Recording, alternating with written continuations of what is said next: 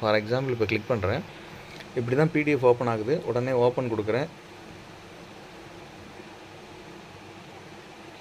University grants commission NET syllabus அப்படின்னு சொல்லிட்டு இதில் பார்த்தீங்கன்னா drama, poetry, fiction, short story, non prose, அப்புறம் language basic theories and pedagogy, English in India, history, evolution, futures, cultural studies, literary criticism, literary theory, post world war 2, research methodology, materials in இங்கிலீஷ்னு சொல்லிட்டு 10 unit இதில் கொடுத்துருக்காங்க. So இப்படி தான் வந்து ஒவ்வொரு சிலபஸையும் நீங்கள் செக் பண்ணி பார்க்கலாம். அது மட்டும் இல்லாமல் சயின்ஸுக்குள்ள சிலபஸும் அதை சேர்த்து சொல்கிறேன்.